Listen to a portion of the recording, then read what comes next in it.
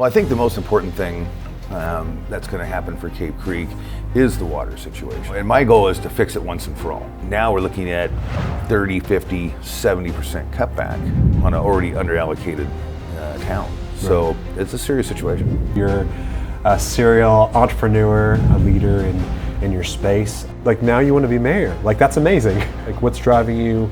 I believe that there's people that are meant to be leaders. And I also think that if you're not a strong leader and there's not strong leadership, that things can go very badly very quickly. We have one of the biggest tourism economies in Arizona right here in Cape Creek. I think that Cape Creek deserves a town square. Where do you think you're going to outshine your competition? I think when you compare side by side, it's pretty clear.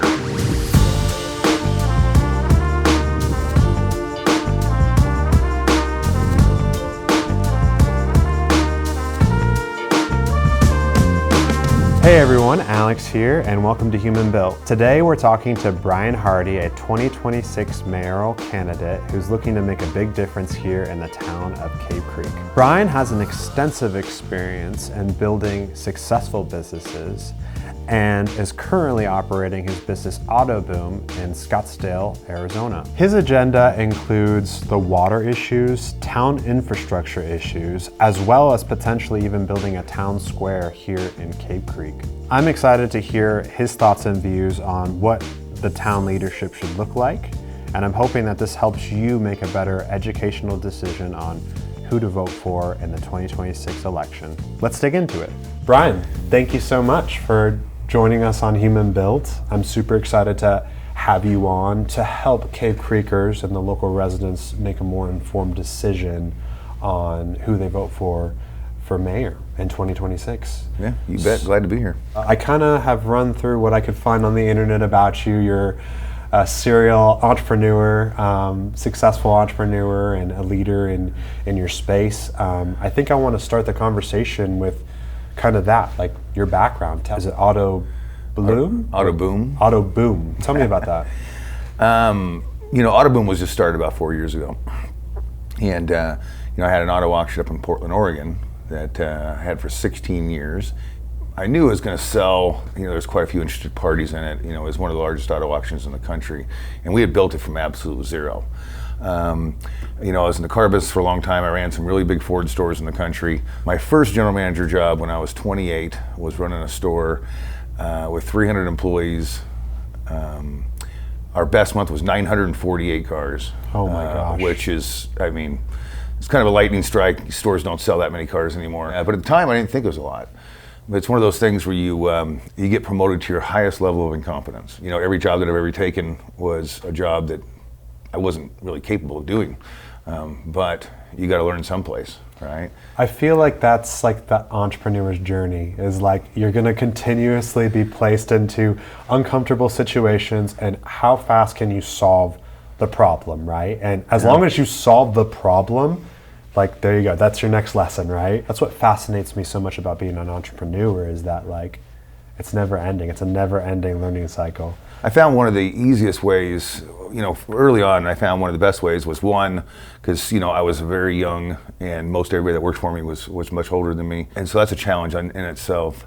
But I had a few goals. One, I always tried to speak the language, whatever the language they were using and kind of how they spoke and how they moved, I tried to emulate that. The other thing was I would show people, I always knew that if I could make people's lives better, then they would follow me. Right. And that's kind of how I've built teams over time, and teams that were some of the best teams on the planet, in their given industry. For instance, after I left running Ford stores, decided to start this auto auction. And I think our first auction we sold like 38 cars. Our next auction I think we sold 17. At that point I thought I'd made a serious mistake. I had only been to an auto auction like 3 times in my life. But I figured, how tough could it be? You get a bunch of cars and you sell them. So, we started building it, and pretty soon it was 100 cars, and then it was 300 cars, a week, and then it was 400 a week, and then it was 600 a week, 700 a week, and then we kind of tapped out at 1,000 a week. We could do 1,100, but it was complete chaos. So we kind of created this thing where we were running about 1,000 cars a week, and keep in mind, so that was every Wednesday. So we'd spend Monday and Tuesday getting the auction ready. Wednesday was auction day. We would run 1,000 cars in 3 hours. So you're talking 8 lanes, 8 auctioneers, a giant production. I had 120 employees, and we bring in another 150 on sale day. Oh wow! When you create a business like that, it's fun to do, and you have to build an excellent team. And really, when you build a really good team, then they hold each other accountable. And I was towards the end, after 16 years, I was really did not have to be there. And I was living here at the time, even long before the auction sold. So I go up once a week, once every other week, just check on things, and it was pretty much just I just need to go up there because their daddy was missing. Just go up and reassure everybody that I was still around. And then in the meantime, we started Auto Boom.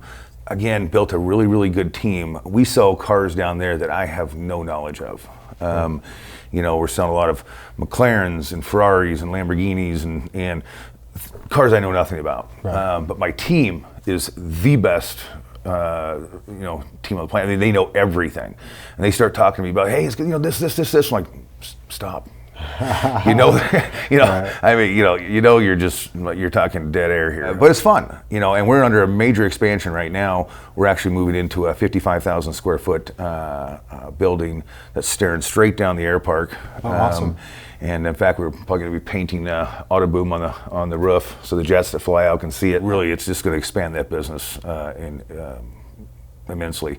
But again, with the team that I built, my presence is voluntary. Right. It's like during this campaign, they haven't seen me much at all.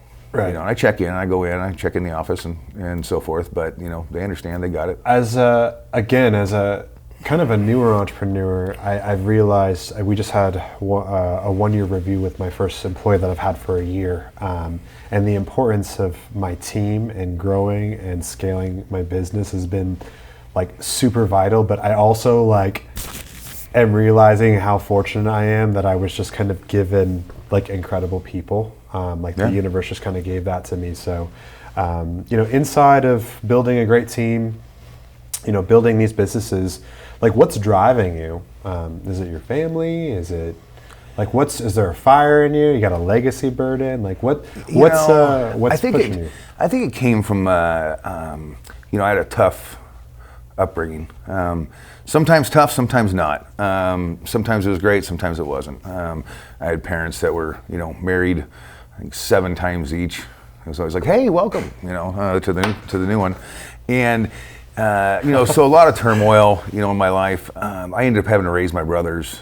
Didn't really have any money, and so that fear of lack, I guess you could say, has kind of always driven me, because that feeling of uncertainty, not being able to provide, was always kind of there for me. And so it's interesting because making money, I always took very, very seriously, very seriously. But the money itself, not so much.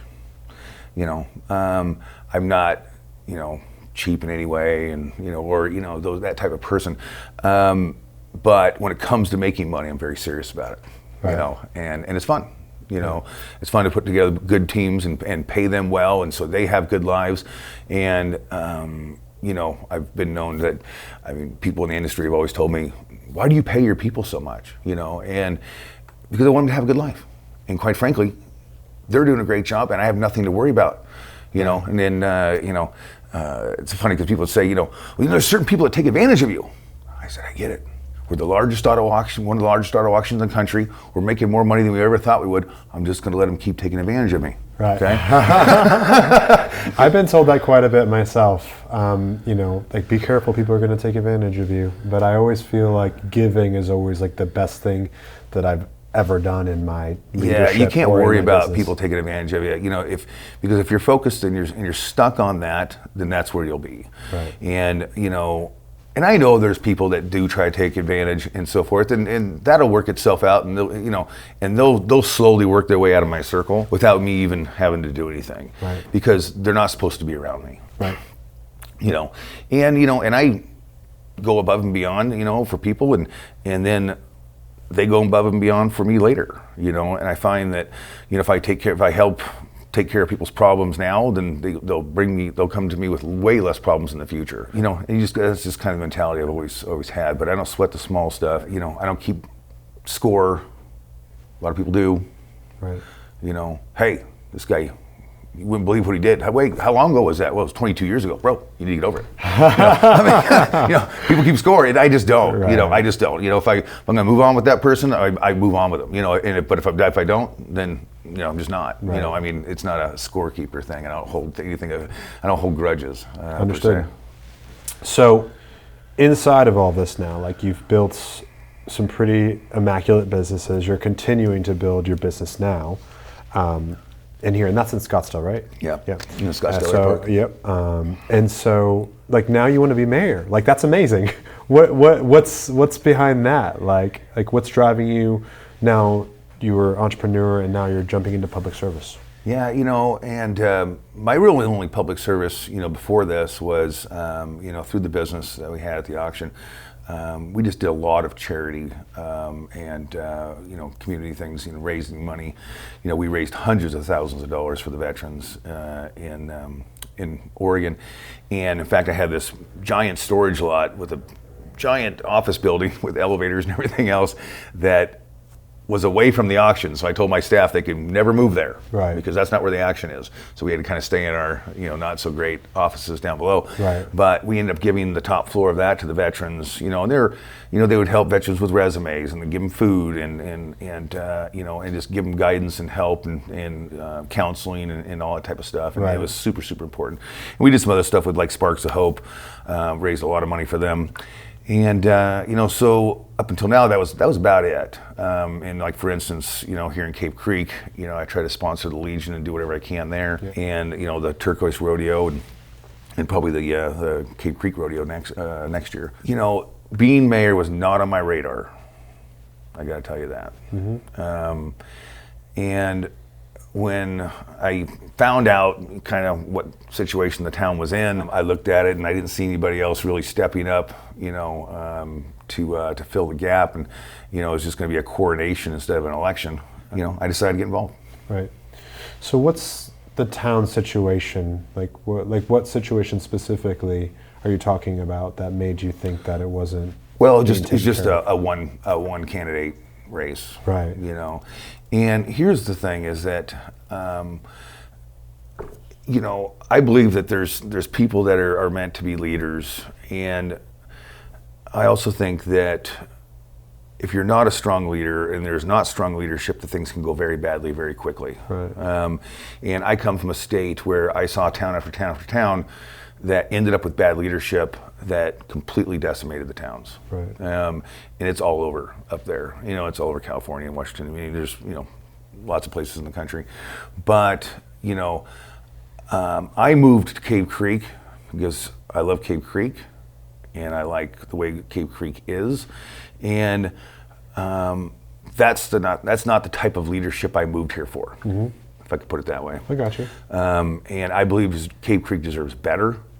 I believe Cave Creek deserves just a stronger leader that can fix these problems. Cave Creek has a lot of problems right now. Right. And it's going to take leadership, and it's going to take someone who can help Cave Creek navigate through it. Because up until now, these problems have just been rolling from year to year to year. It seems like, for instance, my opponent, she runs on the same issue year after year after year, and it's been 8 years. Mm-hmm. And you know, and then one of the biggest issue that she talks about is water. Right.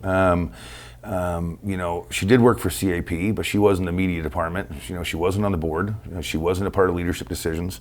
You know, of course, you know, they have an elected board that do make those important decisions. She never ran for that, and she never was on it. I come from a world where, you know, everyone has a report card, right? And if you run on water for 8 years and your town ends up on the front, or you know, as national news for the front line of the water crisis, mm-hmm. you no longer get to say that. Right. And that's just the way I feel. Okay.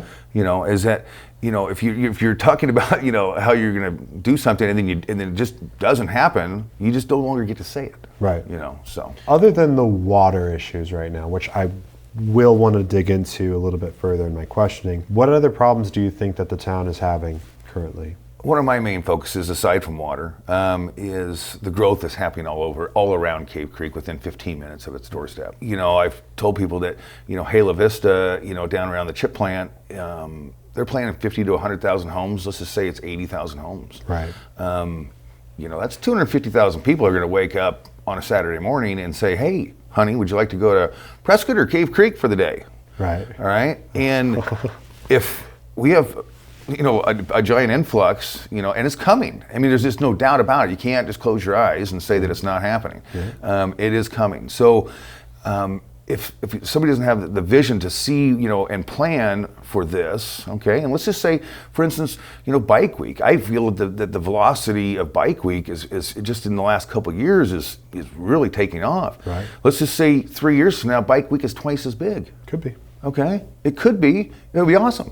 And but here's the deal: we all still have to live here too. So let's and then there's gonna be more people coming in. So let's get ready for that. Let's prepare for it. And I don't just I don't like to just put Band-Aids on things and just fix it as we go along. And go, oh my gosh, wow, that was crazy. Let's do something about it. I want to prepare for it and say, hey, if we expect 100,000 people for Bike Week, let's prepare for 200,000. It always seems to go there, right? But a lot of people don't see it coming. Right. And you just gotta take a look at it and say, hey, is it feasible that Bike Week could bring in 200,000 people? Right. I think so. Yeah.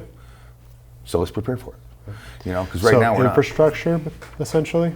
Roads? Infrastructure, all the businesses in town are talking about parking.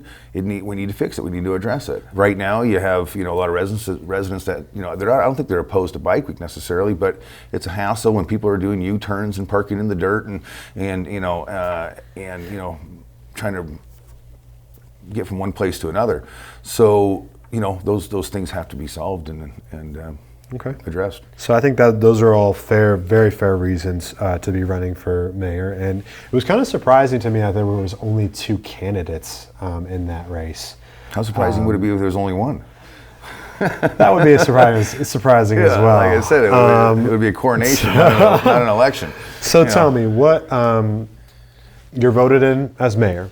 Like, what is your first directives? Like in the first year, like what's most important to you right out of the gate? Well, I think the most important thing that's going to happen for Cave Creek is the water situation. So that needs to be addressed, and and my goal is to fix it once and for all. I don't like sitting around talking about the same thing. I'm not going to let this lag on and then try to run on it again in 2 years from now.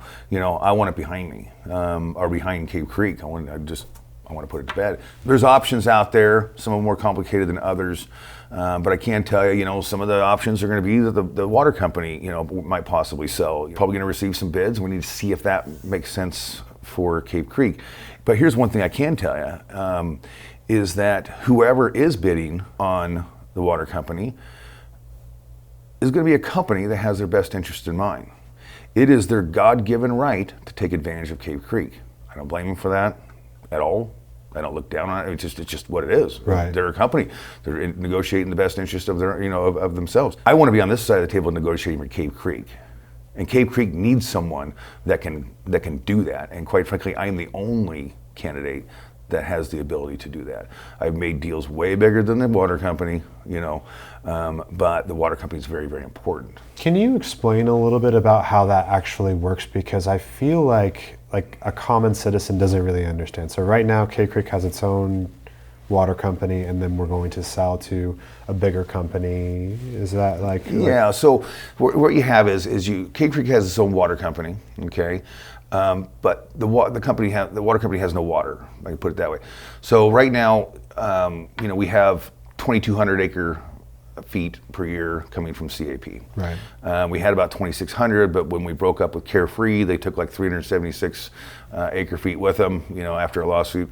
But so now we're sitting with 2,200 acre feet. So, and then we're also supplying Desert Hills. They have some wells, but I don't believe we're getting much from the wells out in Desert Hills at all. And then, so we're supplementing CAP water to Desert Hills. Right.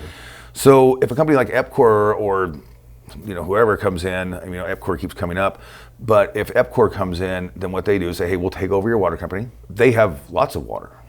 They're a Canadian company that have, water credits and water contracts with, tribes and, farmland and, all this type of stuff. Right. And if Cave Creek needs, 2,800 acre feet of water, then that's what Cave Creek will get. Right. And then sometimes people are like, well, if you turn it over to them, they're a private company, they're going to, jack the rates way up. But the fact is that, it has to, those rate hikes, those rate approvals need to go through the Arizona Corporation Commission. And if you take a look at Fountain Hills, EPCOR does Fountain Hills, and they pay less than us. Right. So that would take, it would probably take, it would take a large burden off of Cave Creek. Right. Okay. Yeah, that's it's a topic that is really interesting to me because I feel like as a younger business owner, and my son is about to be 2, maybe we have another kid, I'm very interested and concerned about the water issue, not just, in the town of Cave Creek, but in the region as well, and then the Colorado, the droughts in Lake Mead and Lake Powell.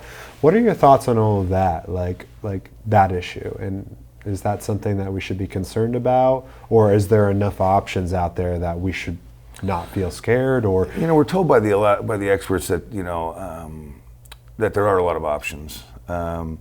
And for instance, San Diego has built this desalination plant. They spent billions on it, which other whether it's upper basin, lower basin, can buy some of their cap water because they're using desalinated water. I heard about that. So actually, Phoenix resources are being spent to help that plant in order for a contract to get more CAP water to Phoenix and less to. Is that what you're talking about? Yeah. And and really the future of a lot of this is going to have to be a lot of collaboration. And the future of water is let's say Cave Creek keeps their water company, okay? Then they're going to have to do things like, let's say there's a town in Arizona that wants to build a water sewage treatment plant, right? And it's going to save a lot of water, and if we can help them build that plant, then we can get some of their water credits, right? And that's really what the future is going to be, for this type of thing, right?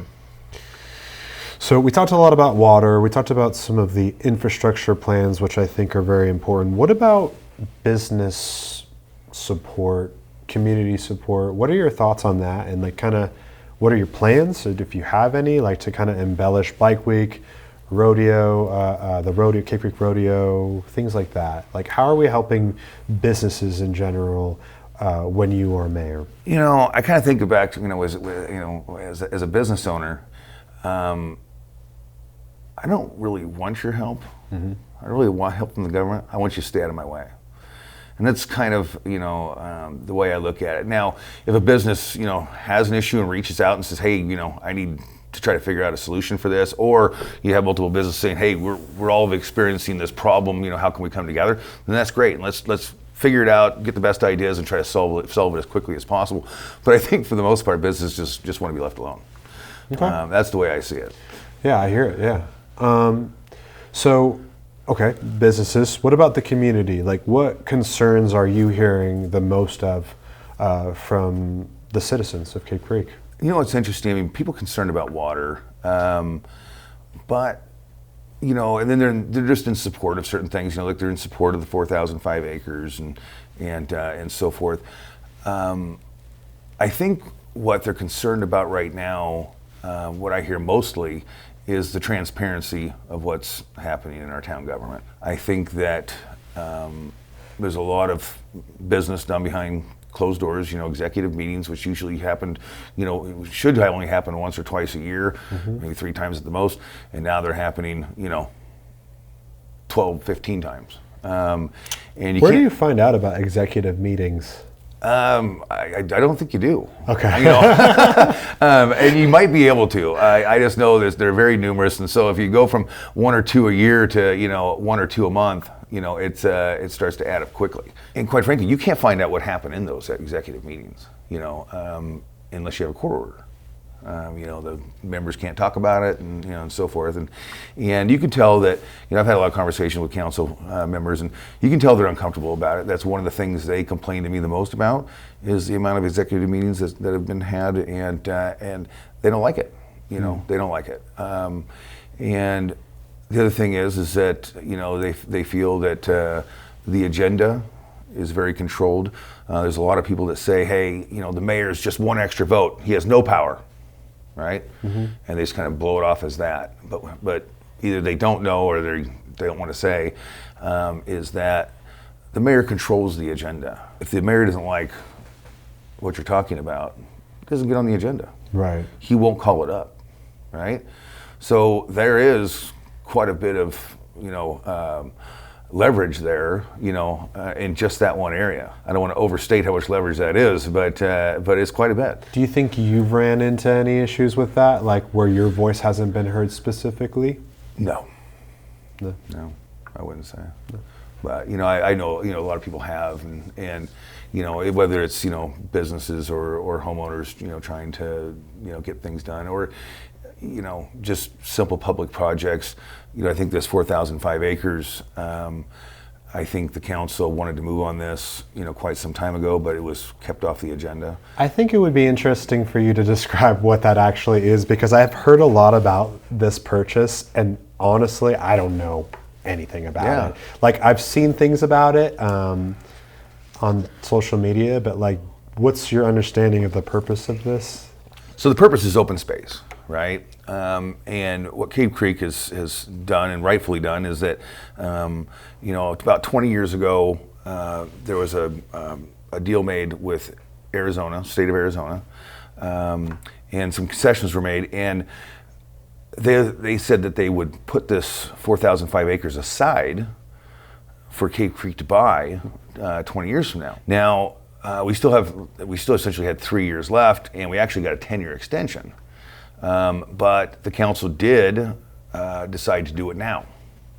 So essentially what it is it's not just one big lot. It's actually 12 different lots. They're kind of all over the place. And some of them connect to Spur Cross in some really important areas. But you'd have to look at it on a map. I actually have a project working right now. I want to give it away, but because I want to help people understand that more. Because to your point, people don't know. Right. And the other part of that process is a lot of people think that we're going to go buy this thing and grab the deed and throw it in the safe, and that's just not the case. Right. This is going up for auction. And best case scenario, they put the whole 12 parcels up for sale or up for auction in one lot. Mm-hmm. Okay, but it's not up to us. We don't own that land, and there's a lot of regulations around the sale of state land, and essentially, it could realistically, very realistically happen where each one of these lots go up for sale separately, up for auction. And if that's the case, we need to walk into that auction with a very, very clear plan of what's most important to us, how much are we willing to pay, and what are we willing to walk away from. Right. And you got to have a good plan on that. And I'm a person that's very good at making those types of decisions and planning. I'm going to make sure that goes well. So you think it was a good idea to purchase all of the land then? Yeah, I think it's a great idea. My only thing about it was actually that, with our current water problem going on and so forth, whether I would have pulled the trigger at this very moment, I wasn't in the room, so I can't really say. We did have a lot more time to pull that trigger, but, it needs to get done. So you talked about developing infrastructure in the town core, expand, events are going to expand, people are coming, there's an expansion coming from Phoenix to Cave Creek. Yeah. You can see it on Carefree. If you've been around long enough, even for 5 years, the expansion is wild. And then obviously you're talking about Halo and TSMC and in that area as well. Yeah, you got City North around Desert Ridge. That's 5,000 to 10,000 units going in there. So with all that expansion, what is your thoughts on the expansion of Cave Creek, around Cave Creek, Carefree Highway? I know some of that has nothing to do with us and is Phoenix, but what's your thought process on that? Yeah, some of it is Phoenix, some of it is Cave Creek. There's not much left. for Cave Creek to develop commercial-wise. I think there's about 2% of 2% of commercial left, and some of that's been spoken for. So there are different things coming in. Like for instance, there's going to be a hotel built behind the post office. Yeah. That's happening. That one is interesting for me because I had no idea about that, and then I saw another social media post. We love our Facebook groups, by the way, where I saw that post and I'm like, oh wait, can you tell me about that or what you know about that? Because I have not heard anything about that until like 2 days ago. It's approved. It's moving forward, and it's been. They've been in the planning for a long time, and they've gotten their approvals, and it's moving forward. Yeah, very, very, very soon. That's wild.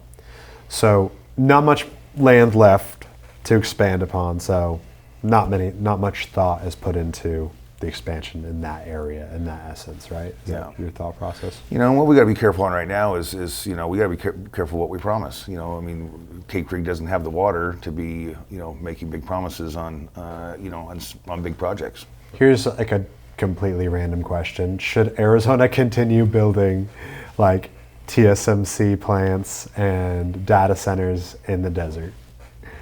Here's the thing, I've thought a lot about this stuff, and I kind of know the way that money moves around, and it seems that one of the easiest ways to raise money these days is to build a data center. Yeah. It's like the money's chasing the data centers, and the data centers are chasing the money.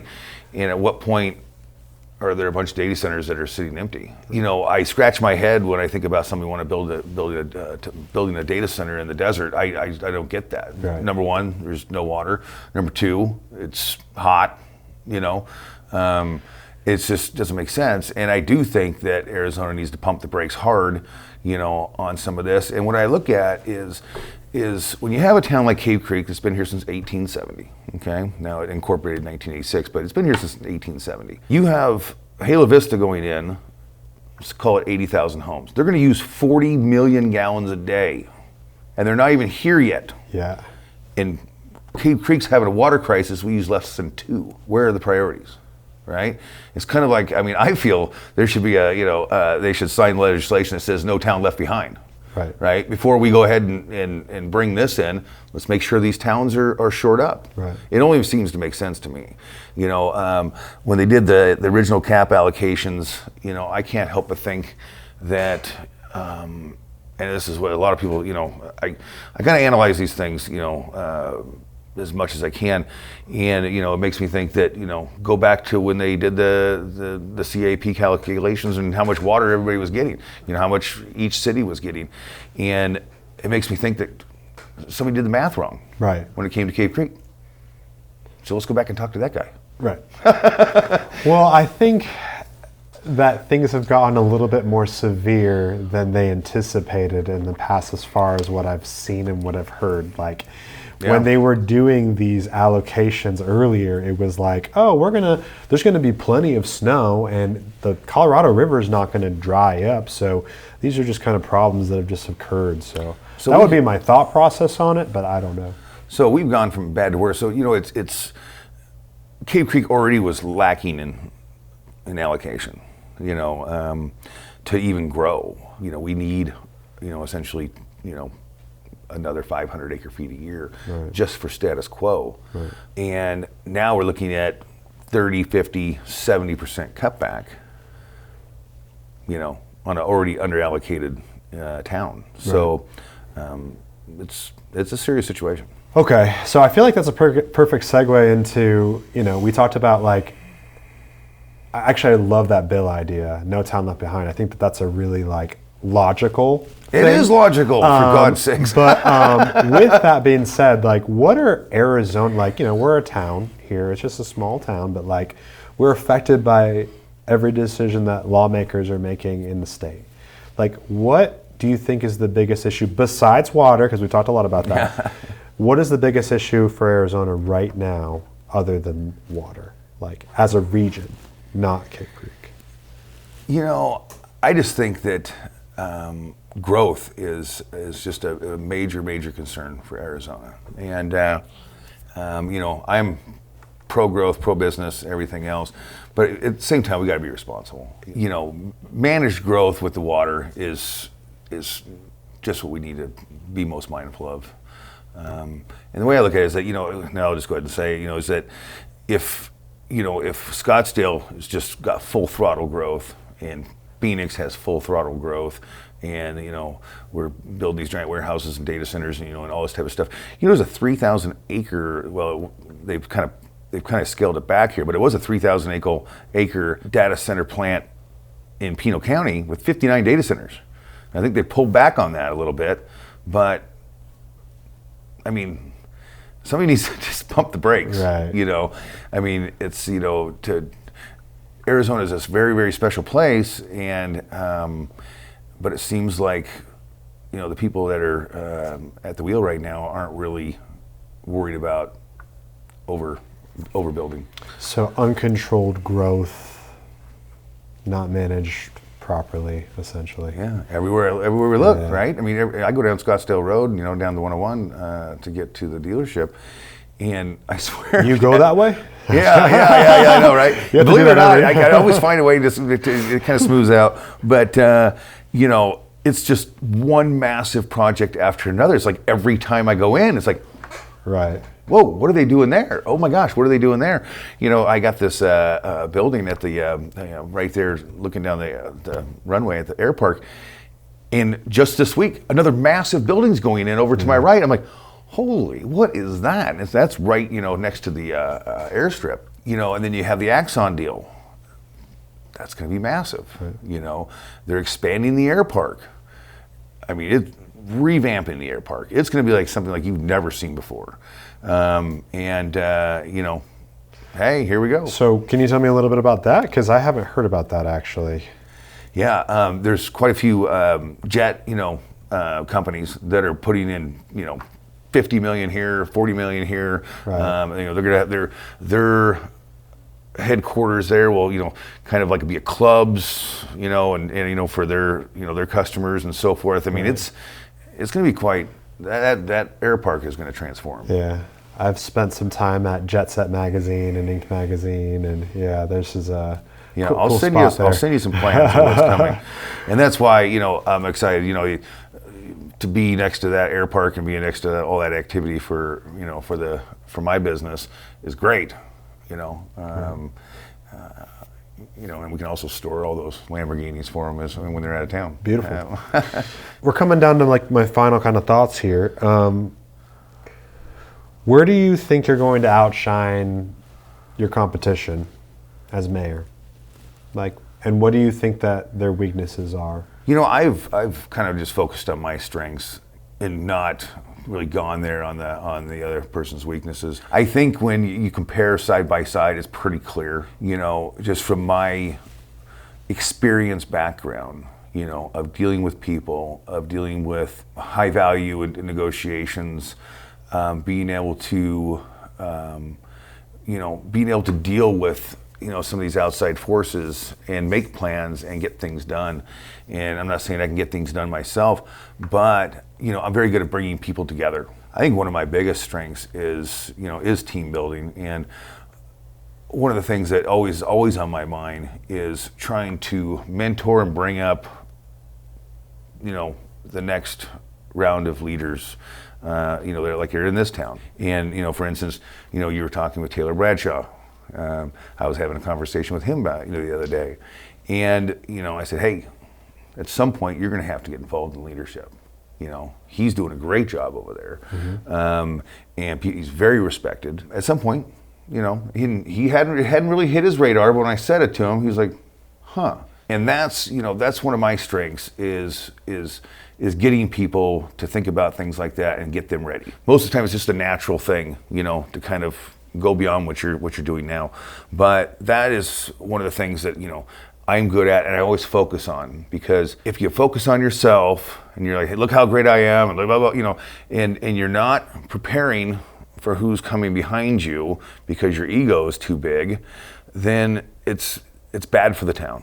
Right. It's bad for your business. It's bad for everything. It's kind of like it's bad for your family. If you're not teaching people to carry the ball after you, then what do you got? Right. So that is that's very important to me. You never asked me about the town square. I didn't want to ask about it because it was a rumor. I didn't know the truth. Yeah, it's no rumor. I think that Cave Creek deserves a town square. Okay. It probably should have had one a long time ago. Most towns have one. You got Bisbee, Tombstone, Prescott, and I've said this a million times that Prescott, you go up there, it's wonderful to be around the town square. Their courthouse square. Love it. And it's run by the county. And I mean, but the whole town thrives around it. Right. We have one of the biggest tourism economies in Arizona, right here in Cave Creek. And this place means a lot of things to a lot of different people, just even outside of Cave Creek. Right? Part of that, when I was talking to you about organized growth, what if Bike Week doubles? In the next few years. The town deserves a place where we can have festivals.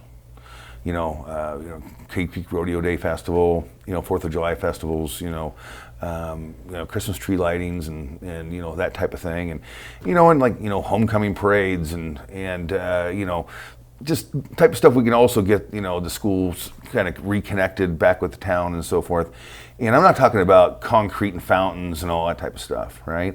I'm talking Cave Creek. It needs to be a mining theme, it needs to show off our history.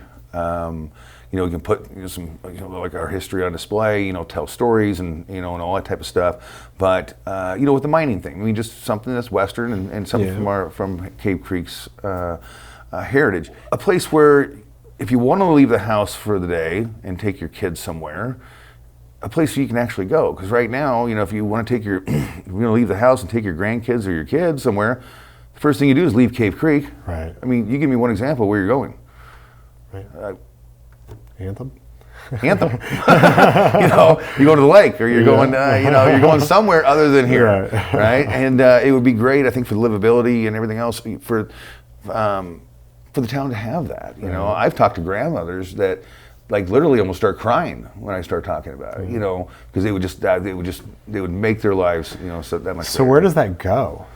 Yeah, that's the deal, right? There are options. What are they? I'm curious. Is that purchasing property from somebody? Because there's not much area for that, in my opinion. It's just tough to say. I mean, I have some ideas, on where it would go, and depending on where it would be is how awesome it would be.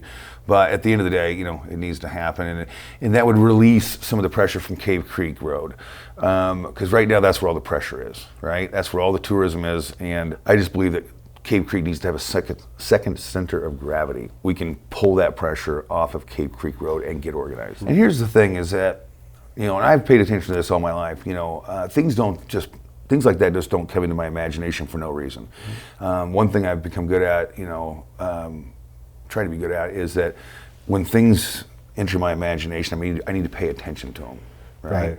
There's some things I give less attention to, but you need to pay attention to them because it means it's possible. What did Walt Disney say? He said, "It's fun to do the impossible," and it is. It's fun. I agree. Well, thank you so much, Brian. I'm really hoping that this brings a lot more clarity and helps the town make an informed decision on who are they going to vote for 2026 mayor. Appreciate it, and we'll see you around, man. All right, I appreciate it. Good luck.